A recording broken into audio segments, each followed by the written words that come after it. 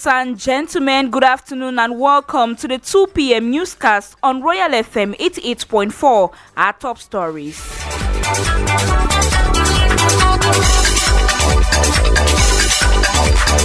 Fostering disability-inclusive societies for advancing social process is the theme set aside for the 34th edition of the International Day of Persons with Disabilities. They still think like you and I, they still see like you and I, they act like you and I, and upon that, they have special abilities that you and I don't have.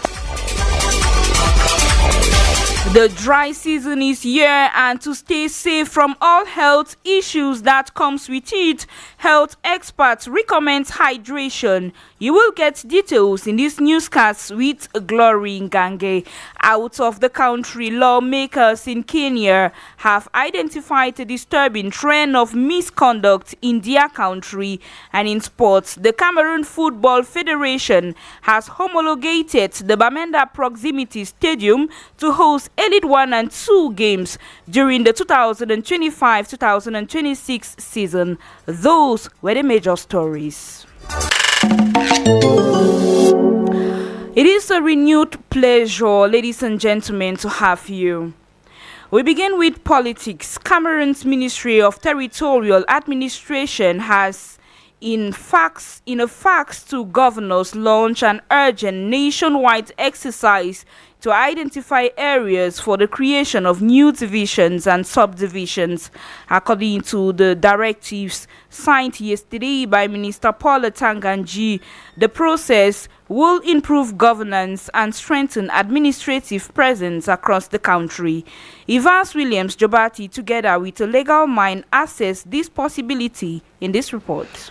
Reading in between the lines from the order sent to the 10 regional governors, Minat boss Paul Atanganji reiterated that their role in identifying the sectors will not only improve governance but equally strengthen administrative presence all across the country. Nelson Lambris is a legal mind. What is actually crystal clear in this situation is that the 18th General Constitution of 1996 stipulates clearly in its preamble and in all its articles the creation of divisions and subdivisions in this country is the discretion and the power that has been bestowed on the Chief Executive Officer, who is the President of the Republic of Cameroon. On the other hand, our legal expert stresses on the limitations of Minat's powers. The Minister of Territorial Administration is just doing his own studies, but he does not have the power. He's not endowed with the power to create these divisions and subdivisions. Now, in accordance to the laws of this country, to create a subdivision or a division, you need to take one of the three primordial conditions: the population, the income generating activity, as well as the surface area of that particular place, before you can actually name it a division or a subdivision. This process, if conducted, will require key data details such as population size, surface area, distance from existing administrative units, economic and cultural activity, the availability of infrastructures for immediate use, as well as security or strategic relevance, just to name but these. Nelson Lambris once again. So in a nutshell, the Minister of Territorial Administration, as per the fundamental ground norm of this land known as the Constitution, does not have that impetus and rights or the law that is binding for him to create these administrative units known as subdivisions and divisions.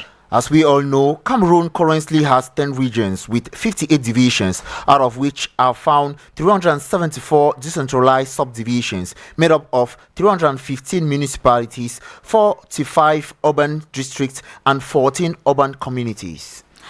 Days after the regional elections were conducted on November 30, 2025, some voting centers in the country have begun publishing partial results.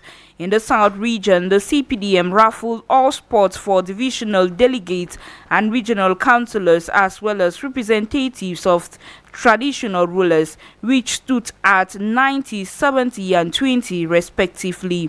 In the North region, the UNTP acquired 13 seats in Mayo-Loti division, while in the CPDM gained 28 seats in Benue, Faro and Mayore divisions. Meanwhile, for divisional delegates, the CPDM rallied all available major seats in the Mungo division with 19 places. In the Nkam division, they obtained 6 places. The Sanaga Maritime division, 15 seats were won by the party, and in the Wuri division, the ruling party earned 30 seats.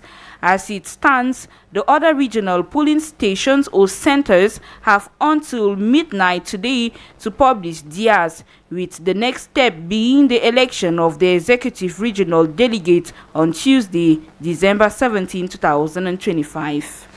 As you heard in one of our top stories, Cameroon joins the rest of the world today to celebrate the 34th edition of the International Day of Persons with Disability under the theme Fostering Disability Inclusive Societies for Advancing Social Process. The event aimed to promote the rights and well-being of persons with disabilities in all societies. Our reporter Ngang Nadesh had an exchange with an expert who evaluates the level of inclusiveness society offers such persons. Her report.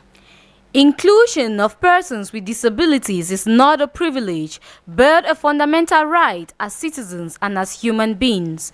Gwenye Victorine is a sociologist. It is not as if including the disabled in our social and economic stream today is doing them a favor. No, it is not as if it is a privilege. No, it is their right as citizens of this country, and it is their right as human beings to participate in all walks of life. So I want to particularly thank the government for taking further steps towards including these our brothers and sisters of special abilities into our social and economic stream. The sociologist stresses that persons with disabilities are not handicapped by their conditions, but rather they possess unique abilities and strengths that enable them to excel in various fields. They still think like you and I, they still see like you and I, they act like you and I, and upon that, they have special abilities that you and I don't have. Is it in the domain of cooking? They do it so well, even more than you and I. Is it in the domain of sewing? They do it so well. In the domain of arts and crafts, they do excellently well. Test them, give them certain tasks, and you will see that they are more than what we think they are. She urges the government to establish and implement policies including collaboration between relevant ministries to promote the inclusion of persons with disabilities in all aspects of national life. The government should keep doing more through the Ministry of Social Welfare and even through the Ministry of Women's and Empowerment. Those are the two ministries that actually work hand in gloves to see that these are brothers and sisters of special ability are being accepted everywhere and provide more of the material that they need to be able to assist them so that they will be able to showcase what they have in them for the world to see, for the society to see, and for them to be included in all walks of life. To conclude, Gwenye Victorine emphasizes on the capabilities of persons with disabilities to excel in various roles, contributing to a more inclusive and diverse society. Who says they can't teach? They can teach very well. They will teach their brothers and sisters of special ability. And who says they can't be in parliament? They have their own stories to tell. They have their own points to defend. They have us to defend, who are their brothers and sisters. So please, government, I want to give you a very big hand. I want to give you a big thank you for all what you have been doing to inculcate and to bring our sisters and brothers of special abilities closer to us, closer to the society and closer to the government. International Day of Persons with Disabilities was instituted by the United Nations in 1992 to promote an understanding of disability issues and increase awareness of gains to be derived from the integration of persons with disabilities in every aspect of political, social, economic, and social life. It is 10 minutes past the hour of 2 p.m. You are listening to the 2 p.m. Newscast on Royal FM 88.4 and live on YouTube. Stay hydrated, drink plenty of water throughout the day, and you use humidifiers to increase indoor humidity. We We talk economic news in this newscast. 21,000 small and medium-sized enterprises have been created in Cameroon in 2025, according to the Business Formality Center, a figure that highlights the vitality of entrepreneurship in the country, but equally hides significant challenges experienced by these small and medium-sized enterprises. Our reporter Jeffrey Tachum reached out to an expert who gives insight about their impact. His report. In a business landscape where small and medium-sized enterprises struggle to survive, economists believe that it is important that Cameroon public authorities facilitate the process of their creation by making it less costly. Henry Kwam is the director of the Cameroon Economic Policy Institute. It's important for us to encourage and facilitate the process of creating a business because it's still not simple and it costs some money. If we can make it free and we make it much more accessible, you go on the website and you can create your business in 24 hours. That's doable now. So the platform is managed by the European Union. Cameroon needs its own system to create and register businesses that allows individuals to have confirmation in 24 hours. And in such context, government barriers and administrative bottlenecks are major obstacles to the creation of SMEs in Cameroon and other third world countries, as economics teacher Chumulu Eugene explains.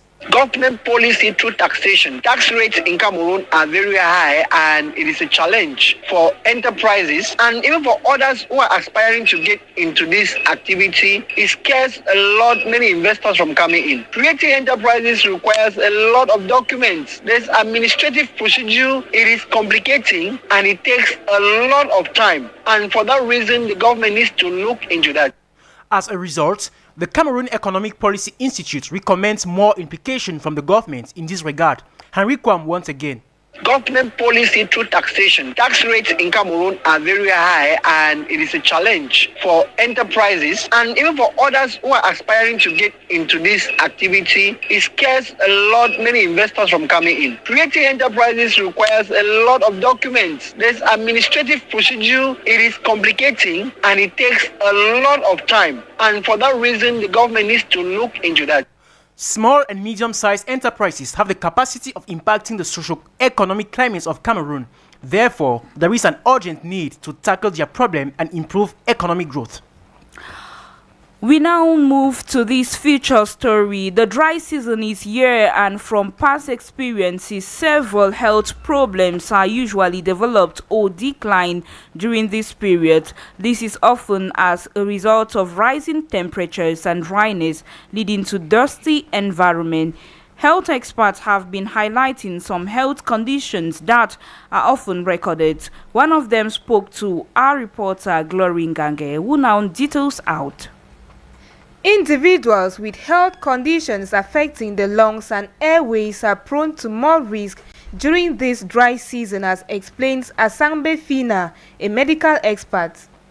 During the dry season, various health issues can become more prevalent due to factors such as reduced humidity, increased dust, and change in temperature. All these factors poses individuals to health conditions such as respiratory issues. We have asthma and allergies.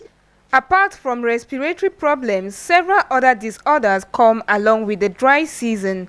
However, some of them, like dehydration, can only raise concerns if individuals are not taking precautions. There is high risk of dehydration, especially if fluid intake is not adjusted. We have skin conditions such as dry skin conditions. Eczema can worsen due to low humidity. We have infection like cold. We have gastroenteritis, that is risks of food and waterborne illnesses due to storage in warmer temperatures.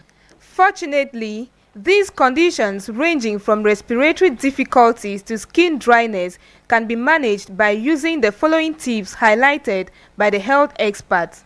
Stay hydrated, drink plenty of water throughout the day, and you use humidifiers to increase indoor humidity, which helps to ease breathing and skin dryness. Use moisturizers regularly to prevent dry skin. Limit outdoor activities. Practice good hygiene. Lastly, handle food properly to avoid foodborne illnesses. In a nutshell, despite the disadvantages of the dry season, individuals can live healthily by staying hydrated, eating healthy, and living in ventilated environments. And parents on their part have been bracing up themselves as well as their families right from these early days of the season. Take a listen to their strategies in this Vox Pop put together by Glory Ngange.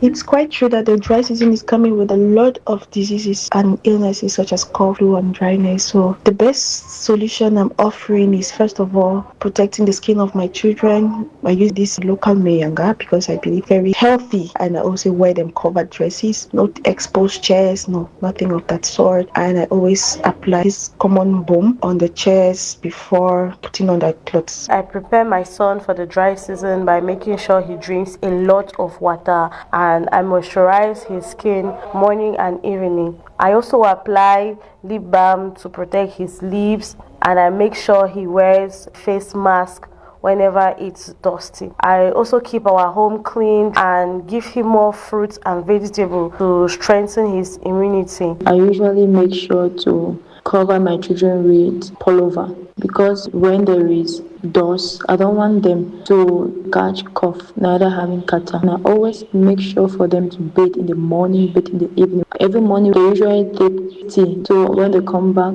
I have juice that I usually make, natural juice, and I always make them to drink it. Senior reporter and editor-in-chief Mapala Zita is here to open our international page. Good afternoon, Zita. Good afternoon, Crispin. Kenyan lawmakers have identified a disturbing trend of misconduct by British troops, Zita. A parliamentary inquiry in Kenya has accused the British troops training there of a pattern of sexual misconduct and environmental harm that has led the forces from the former colonial power to be seen as occupying present. The findings of the investigations by a parliamentary committee focused on defense and foreign relations highlights rising frustrations in the East African country at the conduct of soldiers from the British Army Training Unit in Kenya who have faced a raft of highly publicized accusations in recent years. A spokesperson of Britain's Defense Ministry said in a statement that the ministry deeply regrets the challenges that have risen in relation to the defense presence in Kenya, and added that it was prepared to investigate new allegations in the report once evidence is provided. Zita, let's move to Gabon, where you say the tourism minister has been detained. Gabon's tourism minister Pascal Ogowe Sifon has been placed under house arrest after being detained as he attempted to leave Libreville. He was apprehended on a national highway, allegedly making a hasty departure from the capital. Sifon is suspected of embezzling close to $18 million intended for the development of the tourism sector that have passed through the ministry over the past 2 years. The money comes from public appropriation, dividends from state acquisitions, hotels, and various investment mechanisms, including the oil and gas sectors. Investigators now hope to determine how the funds were used and why certain operations did not have the necessary accounting justifications. What other news do you have from across the globe, Zita? U.S. President Donald Trump, in his latest crackdown on immigration, has paused all applications from 19 countries, which his administration describes as countries of high risk. Tuesday's move comes after last week's shooting in Washington of 2 National Guard troops by a suspect who is of Afghan nationality. The pause includes for green card requests and U.S. citizenship processing filed by people from nations already facing a partial or full travel ban since June. Then Pope Leo says he hopes to visit Africa in 2026, this as he wrapped up his first international trip as a pontiff on Tuesday, leaving Beirut after a 6-day tour of Turkey and Lebanon. Expressing hopes to visit Africa next year, Pope Leo singled out Algeria, where he says he would like to see the places from the life of St. Augustine, adding that such a visit would help to continue the discourse of dialogue and bridge building between the Christian and the Muslim world. Thank you, Mapalazita, for that rich package. We come back to Talk Sport. And in sports, Cameroon's national boxing team has arrived in Dubai to compete at the 2025 IBA Men's Elite World Championship. The event, which is part of the International Boxing Association's Festival of Boxing, officially began yesterday but has faced a slight delay in competition boots, which will now begin on December 4. Cameroon is notably one of nearly 100 nations participating in the competition, which will span till December 13, 2025. The Cameroon Football Federation has homologated the Bamenda Proximity Stadium to host Elite 1 and 2 games during the 2025-2026 season. The set announcement is set to relieve elite teams in the Northwest region who have been without a stadium for several years. Biwa Brian highlights. This landmark decision is set to end years of frustration for Northwest-based clubs, particularly Elite 1 teams who were forced to play their designated home games far away in the west region of the country. In previous years, Northwest Elite 1 clubs, including Young Sports Academy of Bamenda and PWD, were prevented from hosting their matches in the region, and the official reason cited for the denial was the absence of stadiums befitting or meeting the standards required for an Elite 1 fixture. Club officials have long stated that the constant travel and loss of home advantage significantly hampered their opportunity and performance, thereby their finances as well. And for fans, the approval is a massive boost, meaning they can finally cheer their teams from the local venue.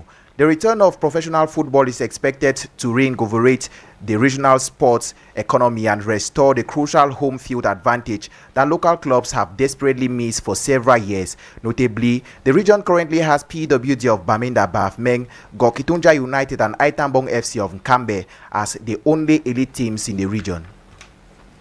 Revisiting the list of players set to represent Cameroon at the 2025 Africa Cup of Nations in Morocco, you have the views of experts regarding the choice of players, Brian.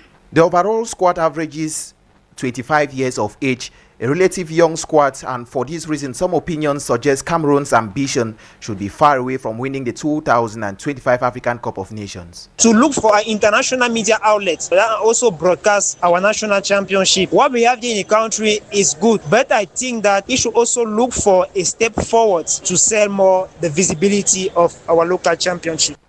Of the 28-man squad selected for Cameroon, the majority will be playing the African Cup of Nations for the first time, leaving the squad's essential tournament experience concentrated among just 13 players. Players still go for months and months without a salary. Some go back home with nothing. And I think that in order for first of all, to improve the competitiveness, he should make sure that the salaries that are supposed to be paid to players at each level should be instituted. Look at Egypt, look at South Africa. They have a very good championship because they pay.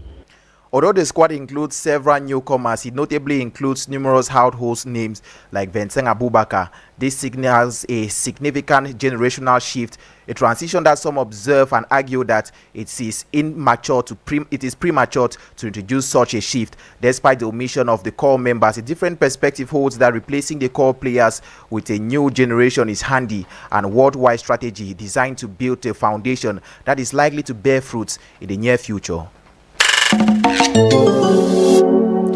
Let's welcome Francine Ateba for the summary of this newscast in the French language. Bon après-midi, Francine. Good afternoon, Frino et Crispine. Le Cameroun, de concert avec la communauté internationale, célèbre la 44e édition de la Journée internationale des personnes handicapées, placée sous le thème Innovation pour l'inclusion, construire ensemble des communautés inclusives. L'initiative portée par les Nations Unies vise à promouvoir et à défendre les droits des personnes vivant avec un handicap. Malgré les efforts des pouvoirs publics, la condition de la personne handicapée demeure préoccupante. À l'étranger au Kenya, les parlementaires fustigent la présence de l'armée britannique sur leur territoire, car ces derniers se livrent à des actes d'incivisme sur les populations, notamment la gente féminine. En outre, les tueries enregistrées suscitent des remous. En sport, championnat de boxe Monsieur 2025 à Dubaï. Les combats débutent demain. Le Cameroun y est représenté par 4 boxeurs des catégories lourdes uniquement. La compétition va s'achever le 14 décembre.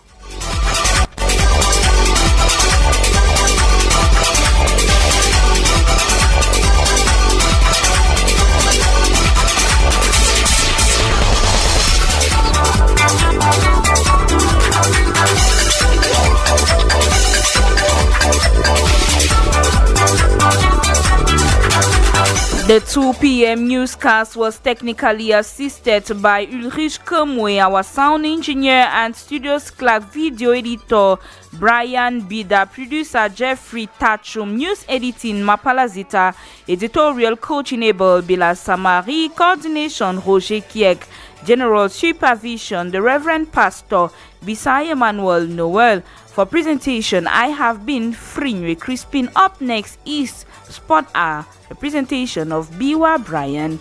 Brian, good afternoon once more. Good afternoon again, Frinwe Crispin. Tell us about Sport R this afternoon. It's been 5 days today from Saturday, I guess, and within these 5 days, a lot has happened in football. From the re-election of Samuel Eto'o as president, to the introduction of new members into the executive committee, to the appointment of a new coach, to the flushing of certain players in the national team, the publication of the 28-man squad that represent Cameroon. So a lot has happened within 5 days. And so we are going to take out our time today on Sports to look at all this that has happened. The most important is to see if we stand a chance at the 2025 African Cup of Nations, which is just about 17 days away from today in Morocco. Ladies and gentlemen, stay tuned to programs on Royal FM 88.4. Have a blessed day.